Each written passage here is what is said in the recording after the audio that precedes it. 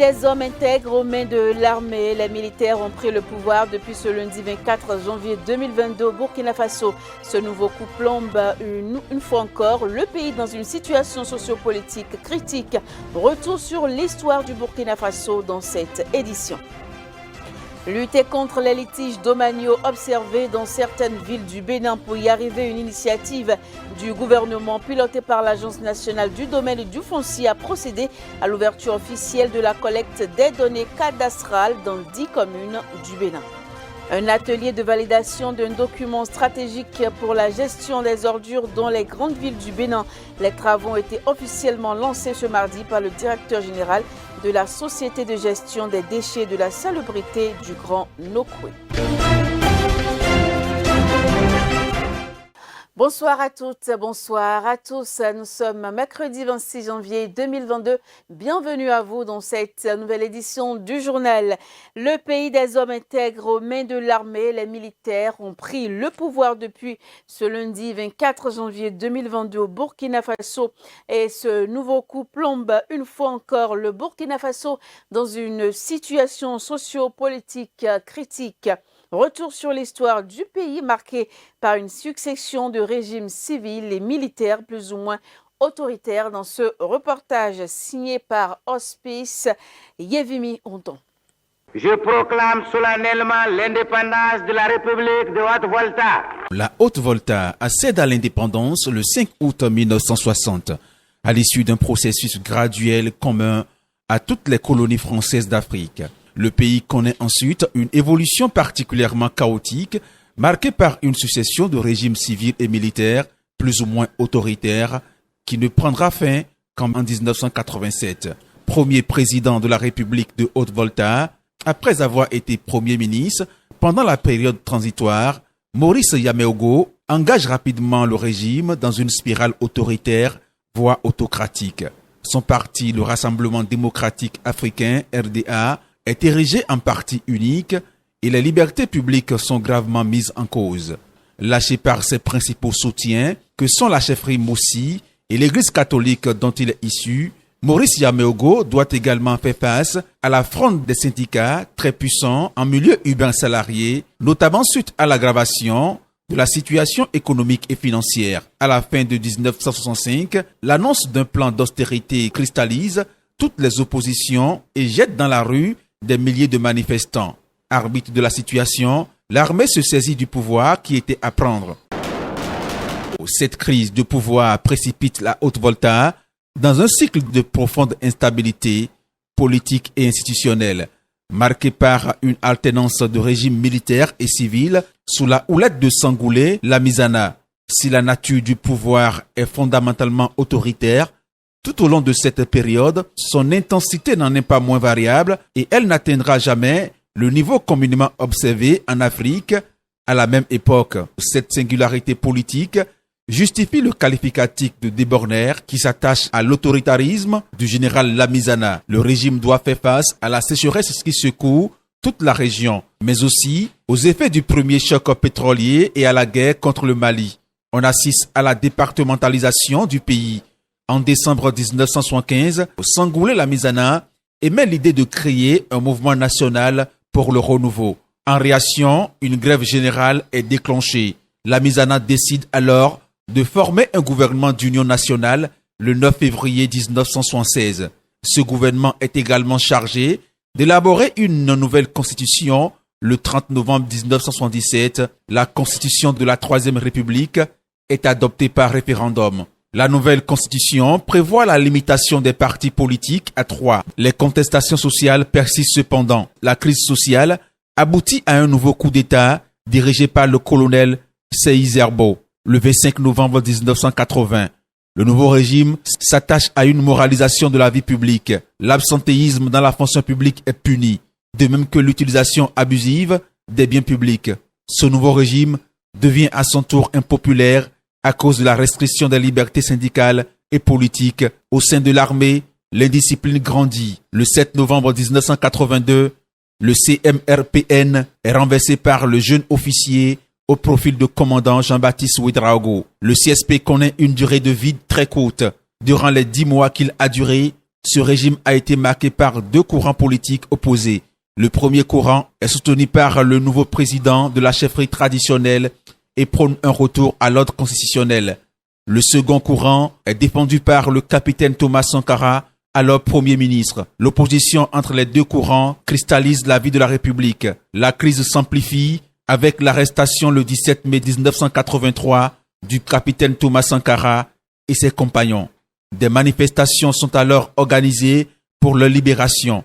Le 4 août 1983, des militaires de Pau, sous la conduite du capitaine Blaise Compaoré, renversent le CSP. Le capitaine Thomas Sankara, entre-temps écarté du pouvoir, est porté à la tête d'un conseil national de révolution. Il instaure une révolution démocratique et populaire.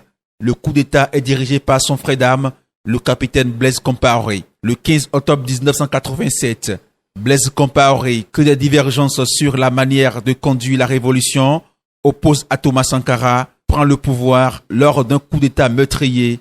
Le père de la révolution burkinabé est institué avec 12 collaborateurs. Le procès de l'assassinat de Thomas Sankara, qui fait toujours objet de culte, s'est ouvert en octobre 2021 à Ouagadougou. Le 31 octobre 2014, Blaise Compaoré est chassé par la rue pour avoir voulu modifier la constitution et se maintenir au pouvoir. 24 janvier 2022, des militaires en uniforme annoncent à la télévision publique avoir pris le pouvoir. Marc Roch Christian Kaboré. Et s'est tenue ce jour même, ce mercredi 26 janvier 2022 à Cotonou, l'ouverture officielle de la collecte des données cadastrales dans 10 communes du Bénin. Et c'est une initiative du gouvernement pilotée par l'Agence nationale du domaine et du foncier. Et elle a pour objectif de lutter contre les litiges domaniaux observés dans certaines villes du Bénin. La cérémonie a connu la présence de plusieurs acteurs du domaine foncier nationaux et internationaux. Au Bénin, le paysage foncier a toujours été marqué par des conflits fonciers et domaniaux avec une récurrence de superposition de droits de propriété. C'est ce qui ressort des études effectuées par le comité technique de supervision de la réalisation du cadastre national dans le but d'assurer la sécurisation foncière, de favoriser l'accès à la terre à tous et de disposer en termes d'informations fiables et globales sur le foncier sur toute l'étendue du territoire national. Le gouvernement a opté pour la mise en place d'un cadastre national. Le cadastre est défini comme étant un ensemble de techniques, des outils d'identification, d'enregistrement et de description des terres ou une représentation cartographique de l'ensemble du territoire national sur une base communale et selon sa division en parcelles de propriété. Ainsi donc, le cadastre constitue le principal socle pour la gestion et la sécurisation foncière, la maîtrise et l'amélioration de la connaissance du patrimoine foncier.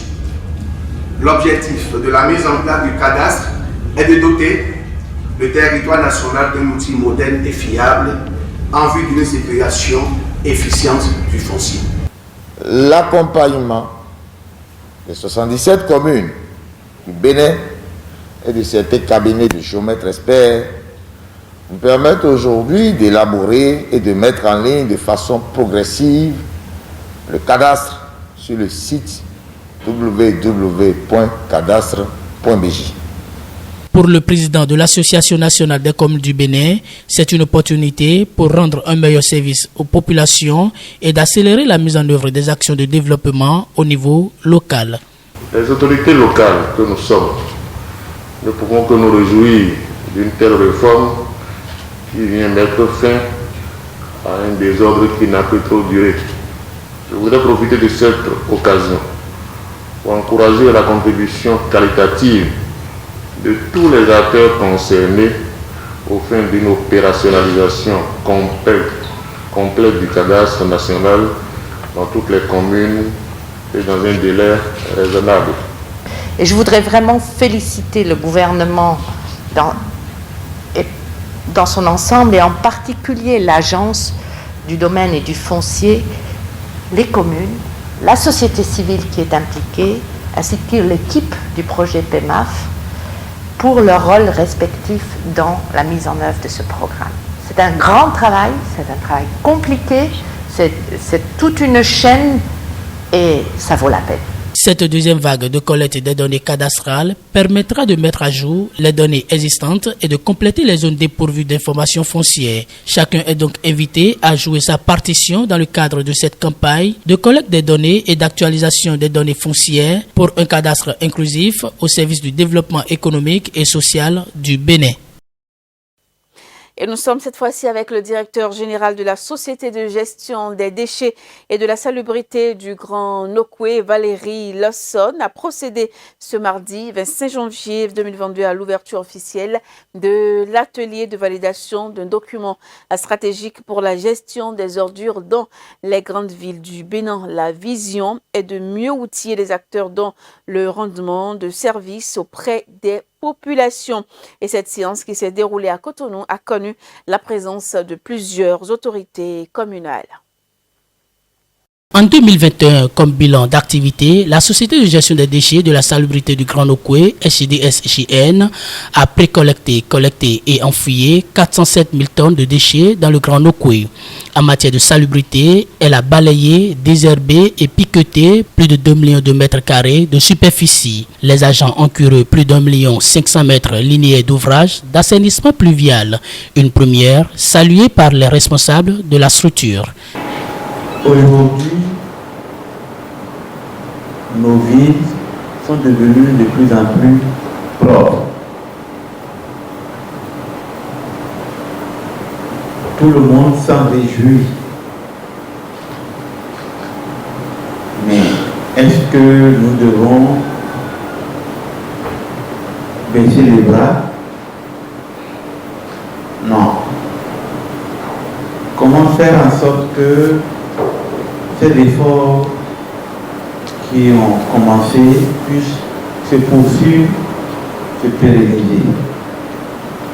Comment faire pour que la qualité des prestations des PME de ramassage des déchets, des agents de la SGD, des PME de la salubrité, des PME qui font le curage, continuent de s'améliorer? C'est la grosse problématique à laquelle nous travaillons tous les jours. Et pour atteindre ces objectifs, les responsables jugent nécessaire l'élaboration de documents stratégiques pour la gestion des déchets dans les villes que constitue le Grand Nokoué. Ce document n'est pas seulement de dire qui sont les acteurs, qu'est-ce que les acteurs doivent faire, mais également nous avons proposé comment les acteurs doivent travailler, quels sont les outils que ces acteurs doivent utiliser et comment nous allons mesurer, évaluer la performance de cet espace, de ce cadre multi-acteurs depuis le niveau arrondissement jusqu'au niveau intercommunal, en passant par le niveau communal. Vous savez, dans ce document, dans ce projet, ce n'est pas seulement les élus, ce n'est pas seulement les services techniques. Nous avons souhaité que les organisations communautaires de base, les ONG, les PME soient représentées. Parce qu'il n'est pas normal que des PME rendent des services et parfois rendent mal le service et qu'on ne peut pas les dénoncer. Les acteurs présents à cet atelier sont donc invités à une participation active pour la réussite des travaux. Le document validé à la fin des travaux sera intitulé « Processus multi-acteurs pour la gestion des déchets de la salubrité dans les grandes villes du Bénin ».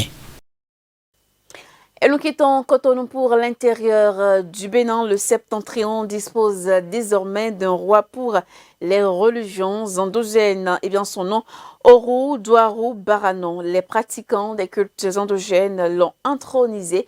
Et bien il est ensuite allé recevoir les bénédictions du Premier ministre, et bien du roi et de l'empereur. Voici ici le reportage. Sa Majesté Oru Douarou Baranon prend les rênes dans le septentrion.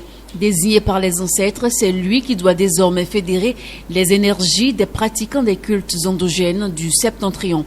Avant son intronisation, il est allé recevoir des bénédictions auprès du roi de Niki. Le premier ministre de ce dernier le conduit et l'introduit au palais royal.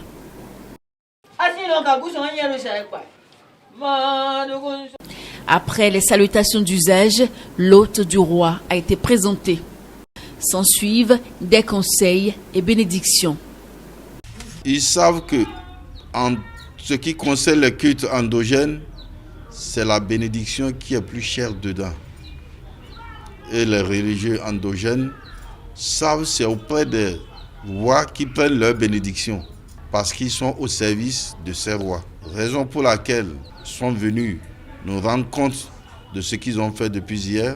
Moi, à mon niveau, j'ai donné mes bénédictions. Et c'est à l'issue que je les ai conduits auprès de l'empereur. Alors, la bénédiction, c'est beaucoup de défis à relever. Parce qu'il y a des personnes qui sont en train de salir le nom, d'abord, de ce qui est de la culture. Mais moi, je veux d'abord prôner pour l'unité, la synchronisation, la paix. Sa Majesté Oru Douarou Baranon reçoit les attributs après une longue série de prières ponctuées des manifestations des esprits. Et pour ce qui concerne les informations sur le continent, eh bien, on parle également de la CAN 2021. On parle cette fois-ci de Sadio Mané qui va bien malgré le choc frontal avec le gardien capverdien. Plus de peur que de mal pour Sadio Mané. Le choc tête contre tête avec le gardien du Cap-Vert a été très violent et a sonné l'attaquant sénégalais, mais tout est rentré dans l'ordre. À présent, son médecin l'assure et le joueur l'a confirmé sur son compte Instagram. Voici ici plus de détails.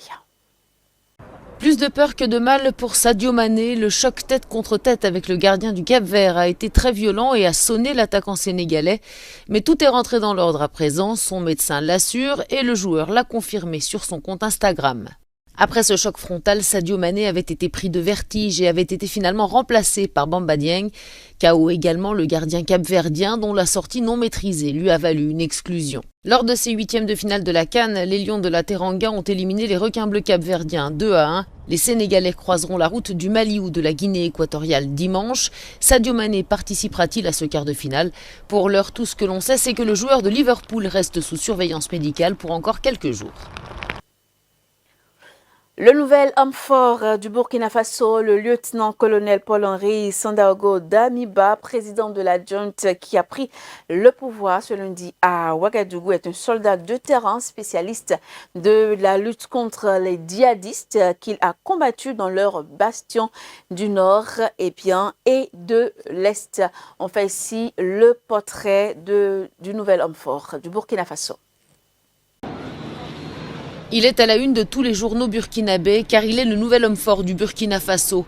Le lieutenant-colonel Paul-Henri Sandaogo Damiba, chef de la junte qui a pris le pouvoir lundi à Ouagadougou. Âgé de 41 ans, l'homme est un soldat de terrain spécialiste de la lutte contre les djihadistes qu'il a combattu dans leurs bastions du nord et de l'est du pays.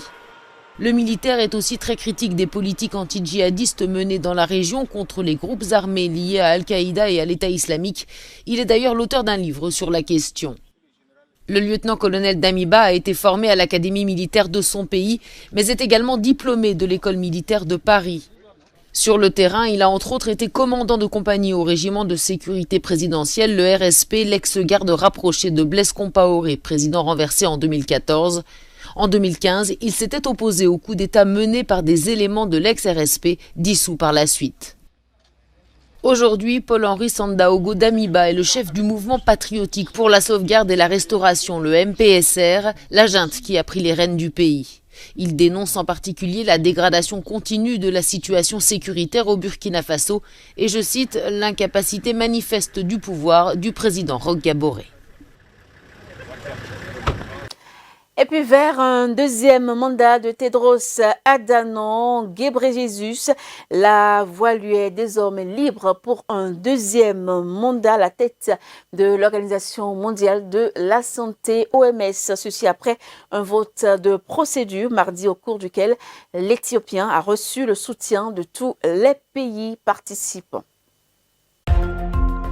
Tedros Adhanom Ghebreyesus devrait être reconduit à la tête de l'Organisation mondiale de la santé pour un deuxième mandat. La candidature de l'actuel directeur général de l'OMS, d'origine éthiopienne, a été validée ce mardi par la trentaine de pays membres du Conseil exécutif. Seul candidat à se présenter, il doit être officiellement élu en mai prochain par l'ensemble des États membres de l'organisation. Et c'est avec l'actualité en Russie que nous allons boucler la boucle. Tension entre la Russie et les Occidentaux alors que d'autres pays livrent des armes à l'Ukraine et déploient des troupes en Europe occidentale. Eh bien, l'Allemagne essaie de jouer à la fois le rôle d'allié de l'OTAN et de pont avec Moscou. On fait le point. Ce mémorial, situé dans la capitale allemande, rend hommage aux 80 000 soldats soviétiques qui ont trouvé la mort dans la bataille de Berlin à la fin de la Seconde Guerre mondiale. Il symbolise aussi les relations de la Russie qui a mis fin au nazisme avec l'Allemagne d'après-guerre. L'histoire qui lie les deux pays explique en partie la position actuelle de Berlin vis-à-vis de Moscou.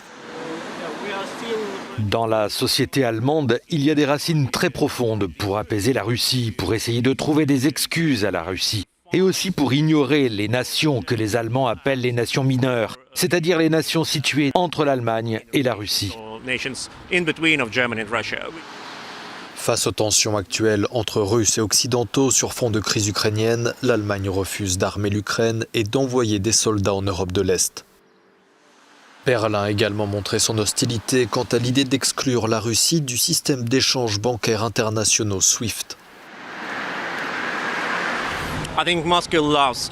Moscou aime les désaccords au sein de l'OTAN car c'est ce que Moscou considère comme son objet. Et bien sûr, pour Moscou, tout signe de méfiance entre les membres de l'OTAN est quelque chose de très positif. Certains observateurs s'attendaient à ce que le nouveau gouvernement allemand, dont font partie les Verts, adopte une ligne plus dure vis-à-vis de la Russie. Pour le Conseil allemand des relations étrangères, le gouvernement semble ne pas être d'accord en interne sur la position à adopter. Le ministre des Affaires étrangères dit une chose, le SPD Bundestag une autre chose et le chancelier dit ses propres choses. Mais on ne sait pas quelle est la position réelle de l'Allemagne. Alors que d'autres pays livrent des armes à l'Ukraine et déploient des troupes en Europe orientale, l'Allemagne essaie de jouer à la fois le rôle d'allié de l'OTAN et de pont avec Moscou. Il y a un nouveau gouvernement ici en Allemagne, mais l'approche douce, prudente vis-à-vis de la Russie est très similaire à celle de l'ancien gouvernement. C'est une position que de nombreux alliés de l'Allemagne au sein de l'OTAN trouvent très frustrante. Mais c'est une position qui, selon de nombreuses personnes ici en Allemagne, a bien servi le pays et l'Europe au cours des dernières décennies.